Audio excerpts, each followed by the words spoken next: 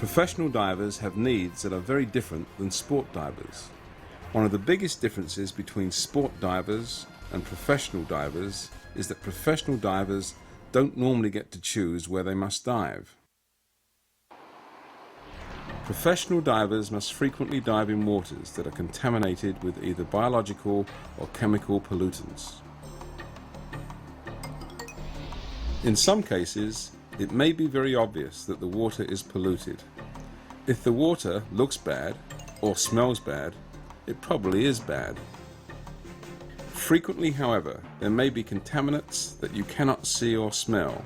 These often hidden dangers can still be extremely hazardous to your health.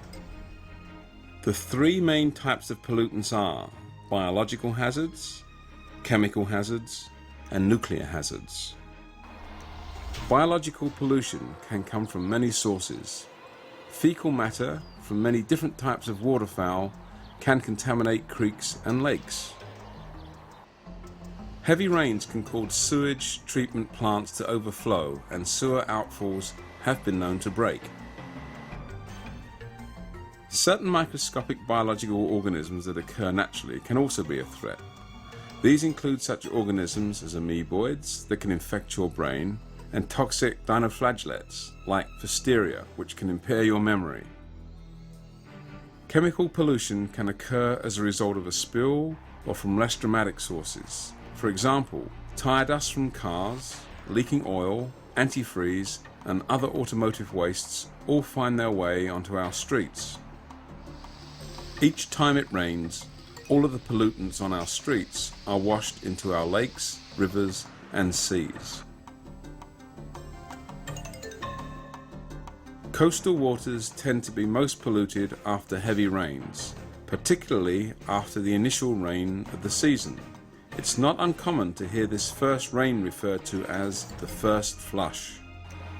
Accidental chemical spills can introduce chemicals into the water that can cause short-term illness, long-term diseases like cancer, or even death. Farming can introduce pesticides and other chemicals that find their way into rivers which drain into the sea. Nuclear materials can enter the environment through accidental means or terrorist acts. Some environments may hold more than one type of hazard. For example, harbours can contain fecal matter from illegal waste discharge, toxic chemicals from anti-fouling paints used on ship bottoms, and other chemicals and oils. In some cases, a full face mask and a vulcanized rubber dry suit may be adequate protection. The suit should be equipped with a latex dry hood and dry gloves. Suits are also available with more rugged hoods made from the same material as the suit itself. This type of hood provides greater protection than a latex hood. If the contaminants are hazardous to the point where accidental exposure may cause long-term disability or death, the diver should be equipped with a full coverage helmet, dry suit with a mating yoke to connect to the helmet, and dry gloves. With the proper suit connection, known as a yoke, dry suits can be connected to any one of several different types of helmet. Obviously, using a dry suit, full face mask, or diving helmet requires additional special training and experience. In some cases, if you are not properly protected and you become infected by certain types of bioorganisms, you can carry contaminants home with you and infect your family and friends. Vulcanized rubber tends to be the fabric most often selected for diving in contaminated water. Any type of diving suit you select for professional diving should have test data available so that you know exactly what you can expect from the suit when it is exposed to different pollutants. Without information on the abrasion and chemical resistance of the suit you select, You cannot make a good comparison or choice of a diving suit for your work. Vulcanized rubber dry suits are recommended for diving in contaminated water because they are highly resistant to many different types of chemicals. In addition, the smooth outer surface of the suit is easily decontaminated following a dive. Suits with a nylon exterior like this may trap contaminants after a dive, but vulcanized rubber suits won't trap contaminants in the suit fabric after the suit has been cleaned.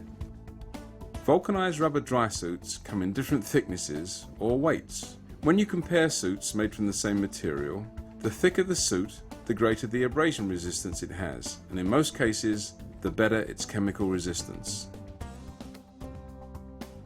It's essential to understand which chemicals your suit is compatible with. There is no one diving suit, helmet or gloves that are compatible with all chemical environments. Tables like these will help you to determine the environments where you can expose your suit with an acceptable level of risk. These tables are available from Viking in Adobe Acrobat format. It's also important to know that a diving suit that has been exposed to abrasion, strong sunlight or other chemicals may fail unexpectedly when exposed to additional chemicals to which it would normally be compatible. If the suit is intact, pressure tested and visually inspected and has no signs of material structure change, such as brittleness, swollen material or color change, Viking's database for new material can be used. Of course, a dry suit not only helps provide protection from biological and chemical environments, but also provides superior thermal protection for cold water diving. Another advantage to vulcanized rubber dry suits is the speed with which they can be patched in the field. Most divers today realize that to protect themselves, they've got to wear the right equipment. Let's hear what working divers have to say about the gear they use. I think the number one factor of the reason that I've chosen a Viking dry suit, and our team uses Viking dry suits, is because of the durability factor. Durability is a big issue for us because we dive in environments where we want to maintain that barrier between the diver and the environment. About 15 years ago, we recognized the need for protection against contaminated water environments. It just became very evident. We would hear horror stories and then do some reading and learn about the environments we were in and the contaminants that we were exposed to, and we had taken that for granted, I think. Ice diving, of course, dry suits are absolutely essential. The Viking dry suit gives us a lot more protection. A few years back, we dove in a chemical retention pond looking for a weapon from a burglary. It was contaminated with heavy metals. The area we dove was an old mill city, so there was a lot of metals sunk in the bottom, and then we were stirring them up as we were going along. To do that dive, I was in a fully encapsulated dry suit. There's a great deal to know about using dry suits and diving in contaminated water. In this program, we'll look at important features of Viking dry suits, scuba and surface supplied diving systems, dive planning, how to don a Viking dry suit, diving techniques, decontamination, how to remove a Viking dry suit, and basic maintenance and field repair. You should review your contaminated water training as often as necessary until you are familiar with the material. Of course, to become proficient in using a dry suit, you'll need actual practice under the direction of a qualified diving instructor. It's important to maintain your proficiency through regular practice and review.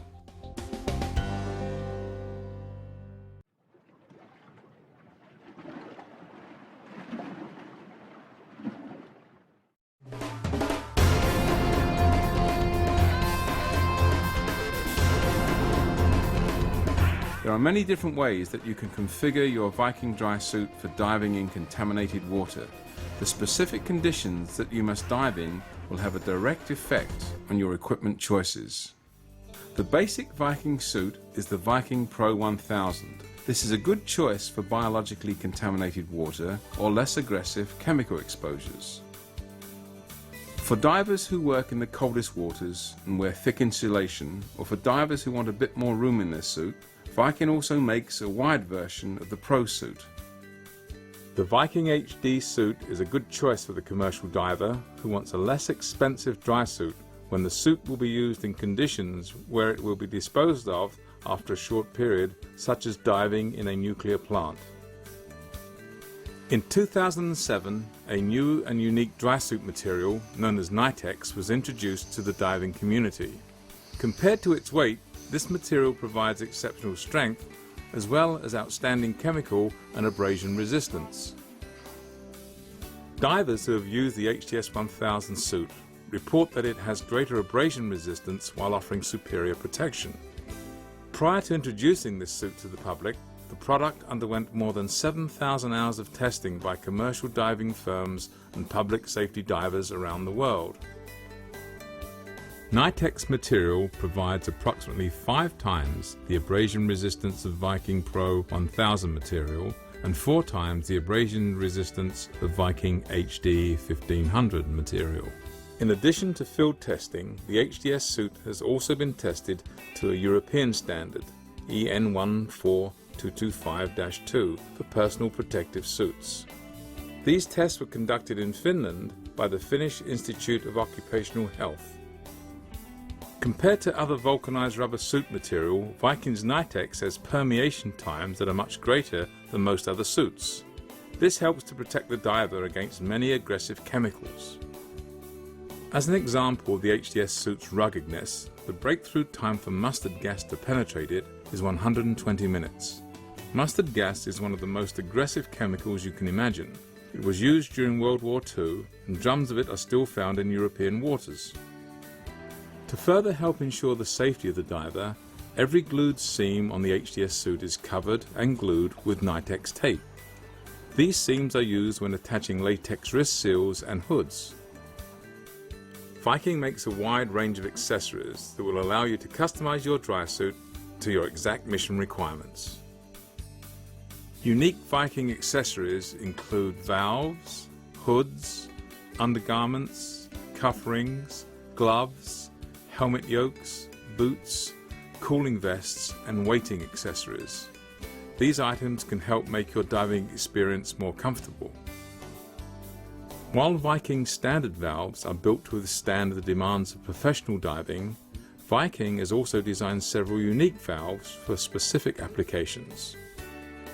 The hazmat inlet valve is a unique valve that is designed so that the unit can be manually closed in an emergency situation in the event of hose or valve damage.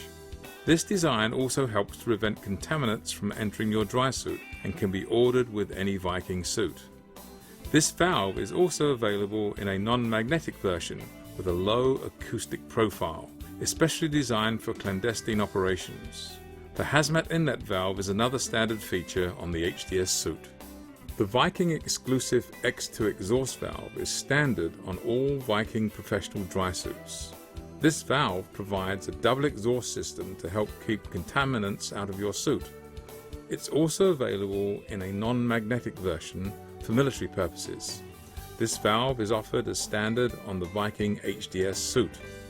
To help provide additional chemical protection in hazardous environments, Viking has designed a chemical protection barrier which can be used inside any Viking suit. The barrier is made from a combination of Viton and butyl rubber with an inner bag containing a special chemical absorbent. This barrier is designed to help protect you from the smallest amounts of dangerous contaminants that might get past the double exhaust system. It installs inside the suit on the exhaust valve. The latex hood is a totally dry hood that helps provide warmth and protection from contaminants. It is attached directly to the suit. The liner worn under it provides insulation. The Magnum hood has a latex face seal and a latex neck seal. The hood is isolated from the rest of the suit. The Turbo hood is another rugged dry suit hood. It provides excellent mechanical protection as well as protection from many chemicals. It is made from the same material as the body of the suit itself.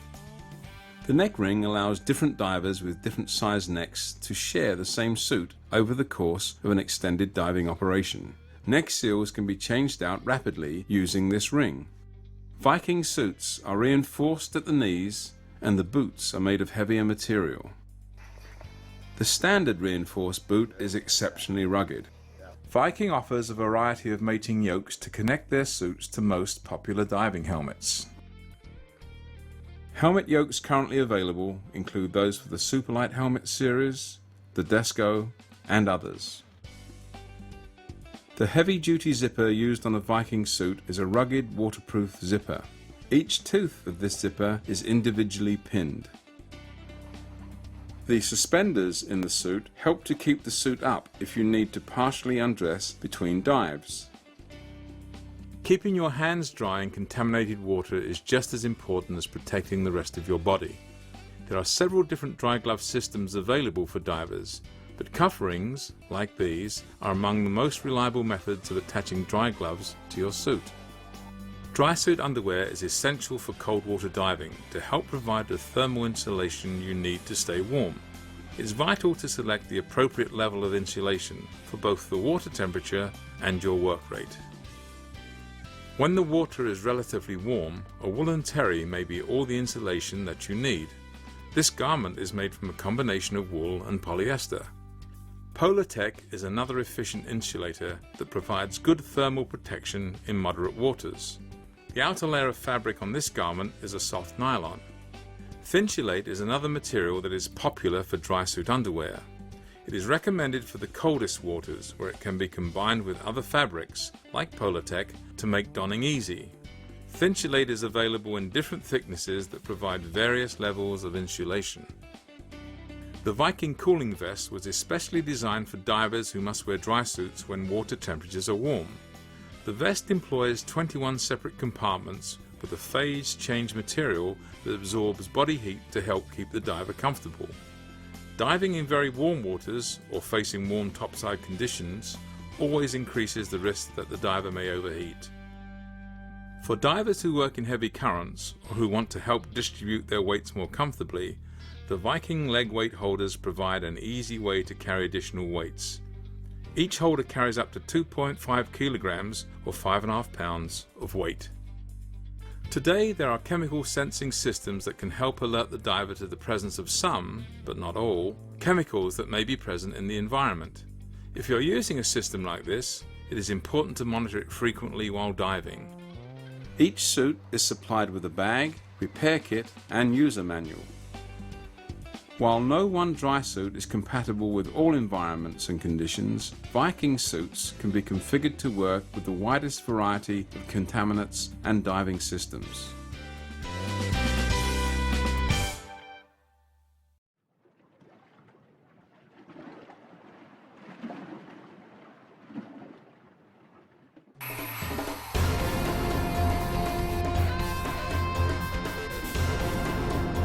Whenever you dive in polluted water, your goal is to remain completely dry and isolated from all contaminants.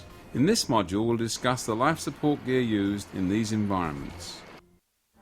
There are two diving modes for working in contaminated water: scuba and surface supplied air. Each has advantages and disadvantages.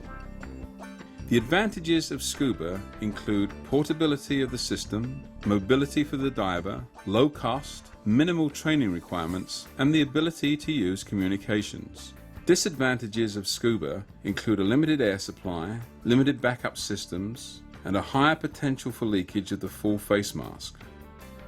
Scuba systems normally consist of an air supply, a backup air supply, a buoyancy compensator, a manifold block, the full face mask, and communications. The purpose of the manifold block is to allow you to connect your bailout bottle to your full face mask so you can use the bailout without removing the mask. Full face masks are designed to keep contaminants away from your eyes, nose, and mouth. Of course, whenever you use a dry suit with scuba, you must always wear a buoyancy compensator. Although full face masks are intended to seal against the dry hood, it's always possible for the mask to be dislodged and water to enter the mask. Communications are essential for any professional diving operation, but especially in contaminated water. With a full face mask in the scuba mode, you can use either wireless or hardwire communications.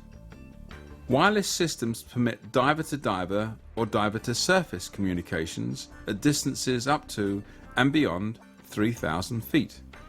Gap in between them. Yeah. Okay, so they're about 2 meter spacing, which is what You can also use a hardwire system which provides the most reliable communications but limits the diver's mobility. Scuba systems are acceptable for diving in contaminated water when accidental exposure to the contaminants will only make you sick or cause no long-term damage to your body. In environments where accidental exposure can cause permanent injury or death, a helmet system is preferred. The biggest advantage to a helmet compared to a full face mask is that a helmet can be connected to the dry suit by a special yoke, which provides a more reliable seal for contaminated water diving. A surface-supplied air diving system consists of the following: a topside air supply, an air control manifold, a communications box, an umbilical that supplies air to the diver, a harness for the diver, a bailout system, and a diver's helmet. The advantages of surface-supplied air include an unlimited air supply, reliable communications, backup systems, and good head protection. There are disadvantages to surface-supplied air, including limited mobility and a greater chance of entanglement. The topside air supply can be either a low-pressure compressor or high-pressure scuba cylinders. The air control manifold is used to monitor and control the diver's air supply and depth. The communications box may be a separate box or may be integrated with the dive control system. The umbilical consists of a breathing air supply hose, a depth sensing hose, and a communications wire. Special fittings on the ends connect the air and communications. The diving hose may be assembled with a chemically resistant tape or may be of a spiral design that requires no tape. The harness provides several functions. The bailout bottle is worn on the harness. As an attachment point for the diver's umbilical, the harness prevents the umbilical from exerting a direct pull on the diver's helmet. Two types of helmets are commonly used for contaminated water diving. Commercial divers generally prefer free flow helmets for polluted water operations. With a free flow helmet, air continuously flows through the helmet and out the exhaust. Using a free flow helmet helps reduce the possibility of leakage through the helmet exhaust valve and eliminates the demand regulator, another potential source of leakage. Demand helmets can also be used in contaminated water. Demand helmets incorporate a demand regulator like a scuba regulator. Air only enters the helmet when you inhale. Public safety divers generally prefer demand helmets. They are simpler to use, communications are usually better, and they can be used with scuba bottles as a topside air supply. No matter what type of diving helmet you use, it should be equipped with redundant exhaust valves to help prevent contaminants from entering the breathing system.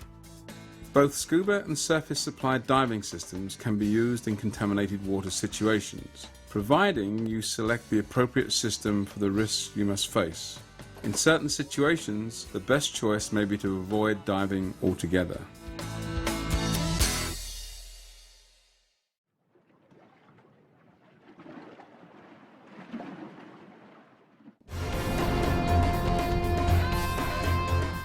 In any diving operation, dive planning is vital. Although you can occasionally get away without planning during a sport dive, failing to plan a contaminated water diving operation can be fatal. Dive planning is a continuous process. Both long-term and short-term planning are essential. When you are conducting long-term planning, you must consider your personnel, your equipment, and the logistical aspects of your operations. Diving in contaminated water takes considerable training. This training is not a one-time event, but must be regarded as an ongoing practice. At a minimum, your training should include dry suit diving skills, training with your helmet or full face mask, hazard identification, contingency planning, and decontamination procedures. Contaminated water operations require excellent teamwork. It takes time to develop a well-coordinated team.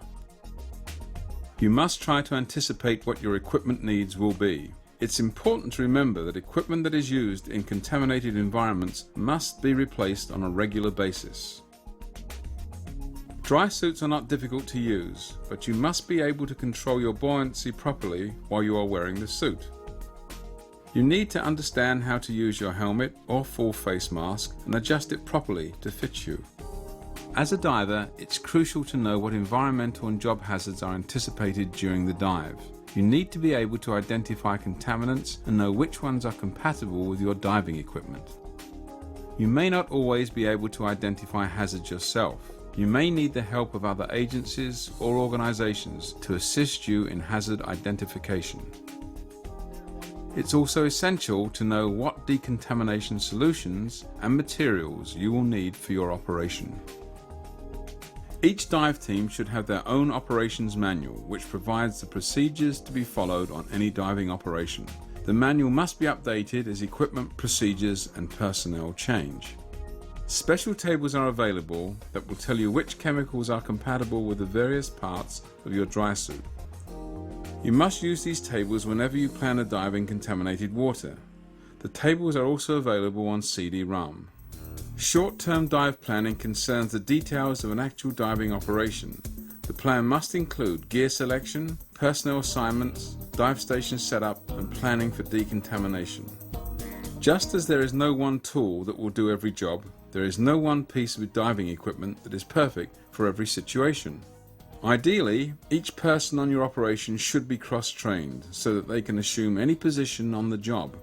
On a long operation, you will probably want to rotate your people through each role. In a surface-supplied diving operation, operating the diver's air manifold requires a person who is responsible and alert. The tender will probably need to be encapsulated too, and must be properly trained in the use of personal protective equipment. The layout of the dive station and decontamination zones must be taken into account prior to starting the dive.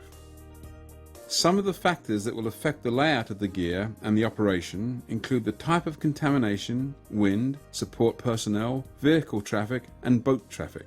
To properly decontaminate the diver, you must know the nature of the contaminants prior to the dive so you can have the proper decon solutions available.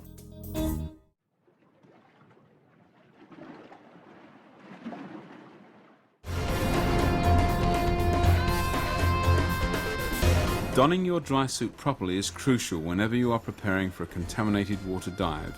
If you are not careful, your suit will leak and expose you to dangerous pollutants. If your suit is new, you'll need to trim the neck seal to the proper size before you use it the first time. Suits that are equipped with heavy-duty wrist seals will need to have these seals trimmed too for most divers. Before dressing into any dry suit, you must remove all watches and jewellery. Select a location where you can dress in and be kept comfortable. In warm weather, it is especially important that you do not overheat.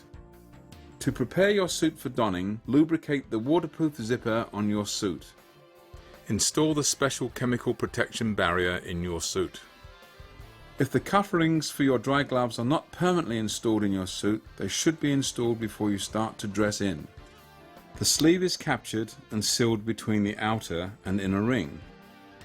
The rings butt up to the joint between the sleeve and the wrist seal. Be sure that the wrist seals have been dusted with talcum powder. This will make it much easier to don the seals. The first step in preparing to dive is to don your dry suit underwear. It is always best if you sit down to do this. Stand up and insert your arms into the sleeves of the underwear. If the weather is warm, you can leave your underwear unzipped until you are ready to don your suit.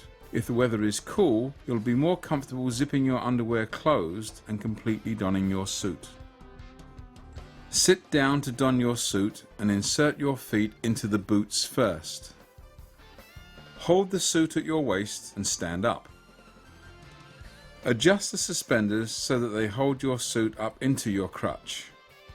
Insert one arm at a time into the individual wrist seals. To don the neck seal, reach through the seal from the outside and spread it by pulling against the palms of your hands. Pull the neck seal down over your head. The neck seal must lie as low on your neck as possible, flat against your neck with no hair or underwear to break the seal. Suits can also be equipped with a neck ring that allows divers with different sized necks to use the same suit by quickly changing the neck seal when it's their turn to dive. Each diver can have his own neck seal, which is connected to the suit by using the neck ring. Once the neck seal is adjusted, have your dive partner or tender pull the zipper closed on your suit. It's important not to catch any foreign matter in the zipper or it can be ruined. The zipper slider must be hard up against the docking end of the zipper. If it is open the slightest amount, the zipper will leak. Push down on the top of the exhaust valve as you squat down to vent as much air as possible from the suit. This is also a test of your exhaust valve. If you are using the latex hood or the Magnum hood, you'll need to wear the liner underneath it. Most full face masks will seal on the latex face seal. Different types of diving helmets use different methods of attachment. Prior to diving in contaminated water, you must leak test the diving system to ensure that the entire system is watertight. Following the correct dressing procedures will help to ensure your safety.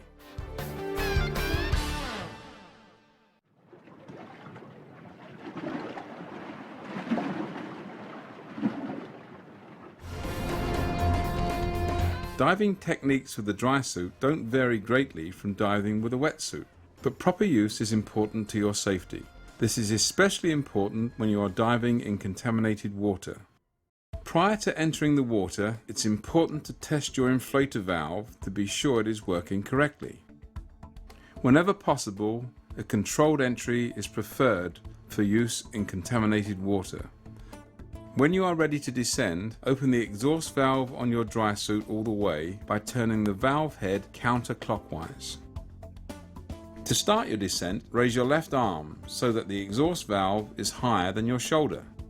Your descent to the bottom should be slow and controlled. If possible, descend on the anchor line, along a slope, or on a down line. As you descend, add a bit of air to your suit. Add just enough air to overcome any extreme suit squeeze. Your suit should feel as though it's hugging you gently but firmly over your entire body. When you are upright in the water, there will be more pressure on your legs than on your chest. This is known as an underpressure.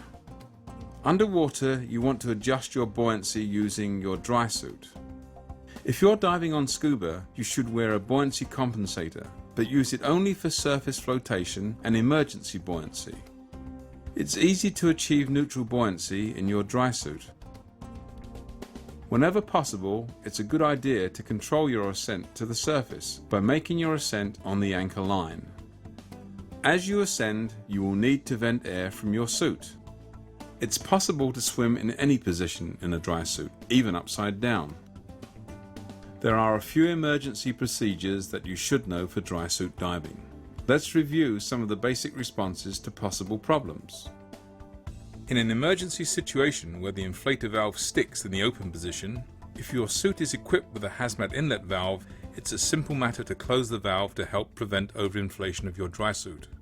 Once this is done, you must immediately begin your ascent. If your suit only has a standard valve, your only choice is to disconnect the inflator hose to help prevent you from experiencing a rapid ascent to the surface. In the event that you're upside down and are having difficulty righting yourself, tuck your knees to your chest and roll to upright. If you are upside down and rising towards the surface, swim hard towards the bottom and push off the bottom to turn upright. If you lose control of your buoyancy and are rising rapidly through the water, your only alternative is to spread your arms and legs out to slow your ascent. If your suit floods and you lose all buoyancy, try to establish positive buoyancy by adding air to your buoyancy compensator. If you are unable to establish positive buoyancy using your buoyancy compensator, your only alternative would be to drop your weight belt. Dry suit diving is not difficult, but proper training, procedures and practices are essential.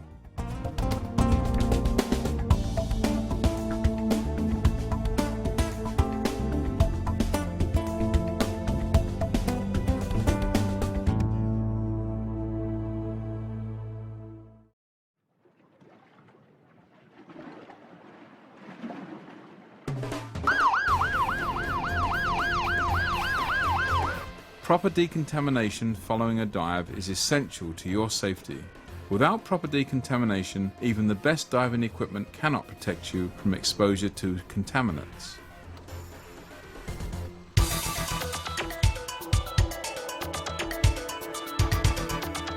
Decontamination procedures and equipment must be set up before the diver enters the water. In many cases, you'll probably want the assistance and support of your local fire department in setting up your decontamination operation. One of the keys to selecting the proper decontamination agent is knowing what hazards the diver will be exposed to. You'll need to know this to get expert help in selecting the proper decontamination solution. Different chemical agents require different types of chemicals to neutralize them. You'll need appropriate brushes, plenty of water, and possibly a system for capturing and containing used decontamination solution. Tenders who assist in decontaminating the diver will usually need assistance. In some situations, the decontamination may start as the diver exits the water. The tender must take special care to guide the diver as he walks about on deck. Divers must wear all of their equipment during the initial decontamination. If the weather is warm or the diver is wearing a helmet, this can be very fatiguing. The manifold operator must monitor the diver carefully during decontamination to ensure that he does not pass out if conditions are demanding. The most critical point in the decontamination process occurs when you remove your mask or helmet. The connection between the suit and the helmet must be properly decontaminated. If it's not, you can be exposed to whatever contaminants may be present. Once the gross decontamination has been completed, the equipment will need to undergo more definitive decontamination. Definitive decon usually takes place off-site in a controlled environment. The diver must also shower his body following the dive to remove any traces of contaminants that may have entered his diving system. Proper decontamination is crucial to any contaminated water diving operation.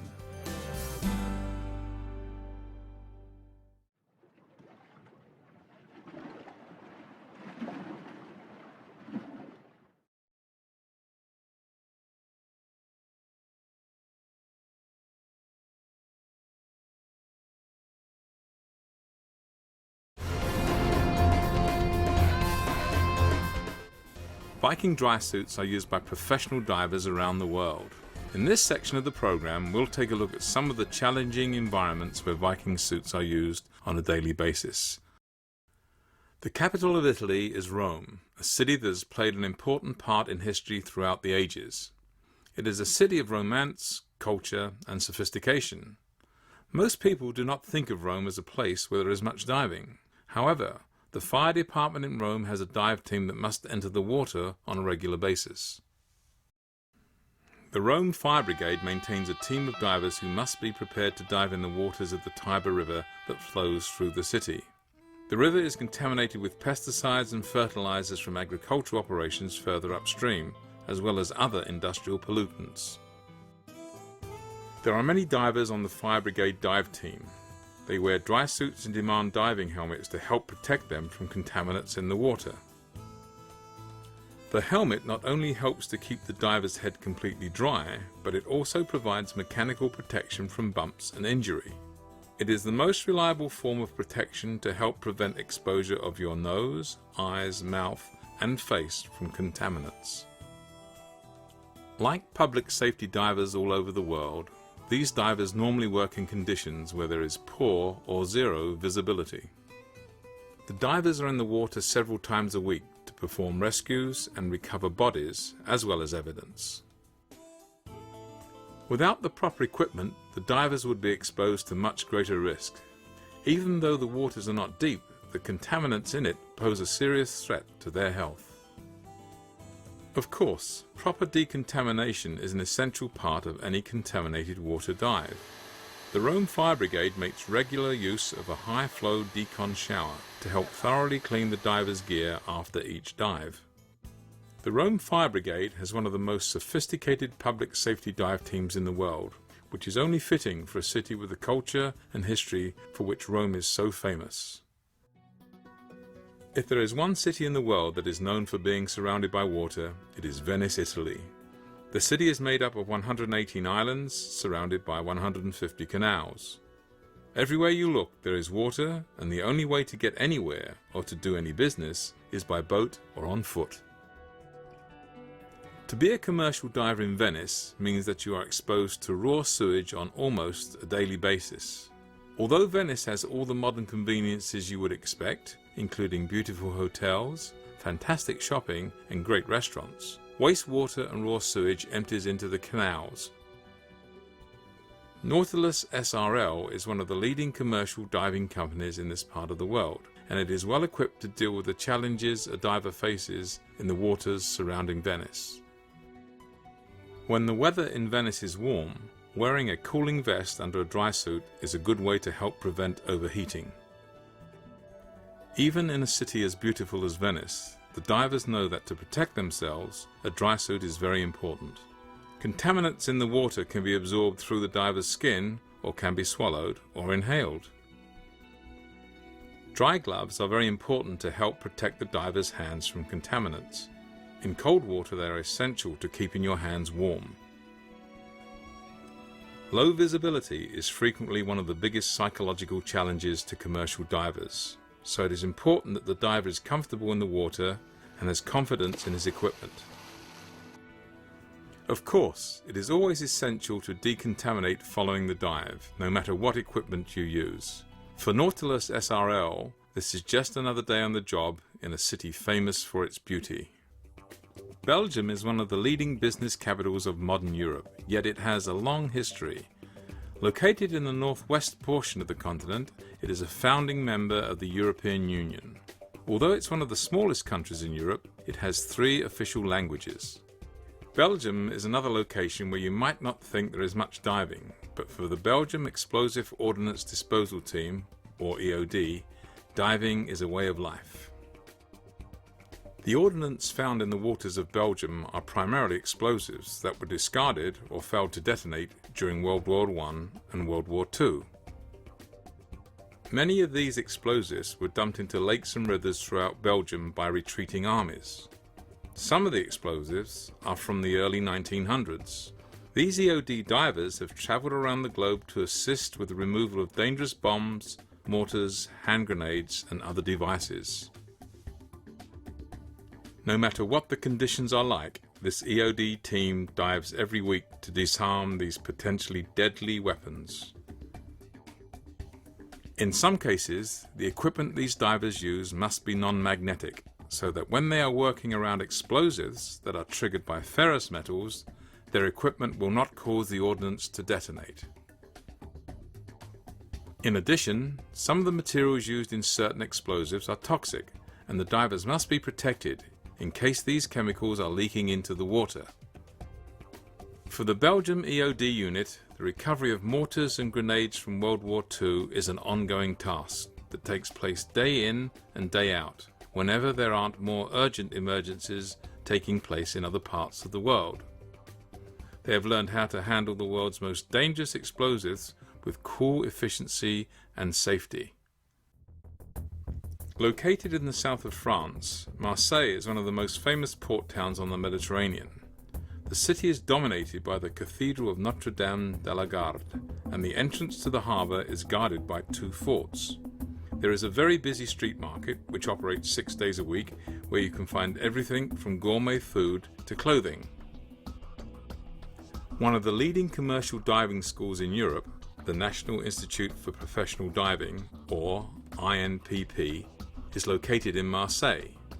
INPP trains commercial diving students from all over the world to meet the standards of stringent organisations, such as the International Marine Contractors Association and the International Diving School Association. INPP trains divers in air diving, mixed gas closed bell diving and non-destructive testing. The school also trains divers to meet the standards of the Health and Safety Executive in the United Kingdom. Students at INPP train in the use of both hot water suits and dry suits. Each diver at the school is required to purchase a dry suit when they begin their air diving training. Professional divers are expected to be competent in the use of all types of equipment, and a dry suit is an important piece of gear a diver must know how to use. In the commercial diving profession, many divers prefer to work with a free-flow helmet when diving in contaminated water. Unlike a demand helmet, the controls on the helmet regulate the volume of air in the dry suit. The INPP instructors stress the importance of proper protection to their students. A wetsuit doesn't provide sufficient skin protection when a professional diver is working in a harbour or other locations where the water is cold or contaminated. For the professional diver, there is no substitute for a diving helmet with proper communications and a heavy-duty dry suit that provides warmth and protection from pollutants. In the middle of the Arizona desert lies the city of Phoenix. It is the 5th largest city in the US and has a population of over 1.5 million people. The sun shines here more than 300 days a year, and the average temperature is 72 degrees Fahrenheit. Phoenix is renowned for its efficient government and general quality of life. During the summer months, the daytime temperature in Phoenix is usually well over 100 degrees. This makes it a challenging situation for commercial diving companies, like Applied Diving Services, whose divers work in contaminated and potable water diving environments. In the intense heat of the Arizona desert, overheating is a serious risk whenever a dry suit is used in warm weather. Applied Diving Services routinely works in raw sewage and paper mills, as well as inside potable water tanks. For all of these types of jobs, dry suits are essential for their operations. For divers working in a sewage treatment facility, it is vital to keep contaminants not only away from the skin, but also from the eyes, ears, nose, and mouth. Applied Diving Services favors the use of a simple, free-flow diving helmet for most of their work. Whenever a diver is working in contaminated water, protecting the tenders who work with the diver is also an important consideration. Without proper decontamination following a dive, the diver, the tender, and anyone who handles the equipment is exposed to possible contaminants. Diving under the demanding conditions of the Arizona sun is just part of a day's work for the divers with Applied Diving Services.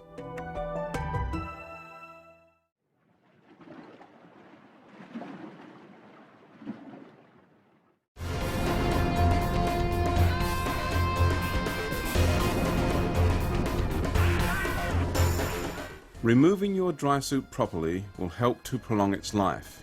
Let's take a look at the right way to do this. Assuming you've completed your decontamination, removal of the suit starts once you've removed all of your other equipment. You need to be standing for the first steps in the removal of your dry suit. The zipper should be opened with a steady, even pull. Make sure your tender or dive partner places their finger in the loop for the zipper pull. The zipper must be opened completely. If it is left partially closed, it can be damaged. If your gloves are not permanently attached to your suit, you'll need to remove the gloves before you can remove the wrist seals. Spread the neck seal by pulling against your palms. Do not dig your fingers into the seal. Lift the neck seal up as you tuck your head. With attached dry suit hoods like the Turbo or Magnum, you can also pull on the hood itself.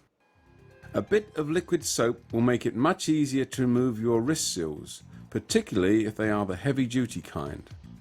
Have your tender spread the wrist seals with their thumbs. Extend your fingers and pull your hand out of the sleeve. Slide the suspenders off your shoulders so you can remove the lower half of the suit. Push your suit down over your hips. Slide the suit down over your feet to complete the removal.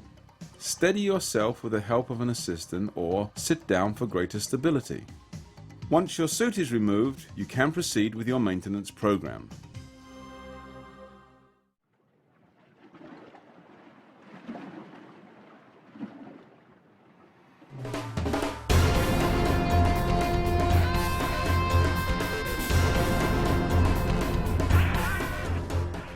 To get the best performance from your dry suit, it's critical that you maintain it properly. Proper maintenance and field repairs are simple. Following a dive under conditions where the water is not contaminated, it is still important to rinse your dry suit with clean, fresh water at the end of each diving day. Rinse the zipper well. It is one of the most expensive parts of your suit. Periodically, you'll want to clean the teeth of your zipper using a toothbrush and soapy water. Flush the exhaust valve with clean, fresh water, turning the head of the valve as you run water through it. Check the inside of your suit to see if it is damp from perspiration. Rinse the inside of your dry suit if the inside of your suit becomes wet. Wrist seals should be washed with a mild solution of soapy water to remove body oils that will cause seals to deteriorate. Once you've finished rinsing your suit, hang it up to dry in a cool, dry location out of the sun. Turn the suit inside out if you have rinsed the inside of it and allow it to dry completely. Once your suit is dry, lubricate the zipper on your dry suit with the manufacturer's recommended lubricant. Do not use silicone spray. Your suit should be rolled up for storage. Lay the suit out on its back with the zipper open. Turn the boots in towards each other and roll the suit up. Fold the arms of the suit over the body. Store the suit in a bag in a cool, dry place, away from hot water heaters and electric motors. It's easy to perform basic field repairs on a vulcanized rubber dry suit. Locate the area that needs to be repaired. The surface of the suit must be dry for repair. Select the appropriate size suit repair patch. With a pen, trace the outline of the patch to be applied to your suit on the area of the damage. Use the sandpaper in your repair kit to roughen the suit surface. Apply a thin coat of Viking suit repair cement to the section to be repaired. Wait for 3 to 5 minutes. Remove the foil from the back of the patch. Apply a thin coat of Viking suit repair cement. Wait for 3 to 5 minutes. Apply the patch to the suit and rub it down with your fingers or a roller. Wait for 5 minutes. Remove the cellophane. Apply talcum powder to the patch to neutralize any excess cement. If your wrist seals are installed with the Viking cuff rings, they can easily be replaced. First, separate the cuff rings by pushing the inner ring back into the sleeve. Next, remove the damaged wrist seal. The beveled end of the inner ring is inserted in the sleeve first. The beveled end locks into position at the widest end of the outer rubber ring. Install a new wrist seal and push the inner ring back into position, so at least 1 inch of the wrist seal is firmly trapped between the inner and outer ring. Here is a cutaway drawing of the assembled cuff rings and wrist seal. To replace a neck seal when you're using the neck ring system, you'll need to remove the old one first. The new neck seal slides over the inner ring. The neck seal and ring are installed in the outer ring mounted on the suit. Make sure the ring is evenly seated all the way around. Install the hood over the outer ring.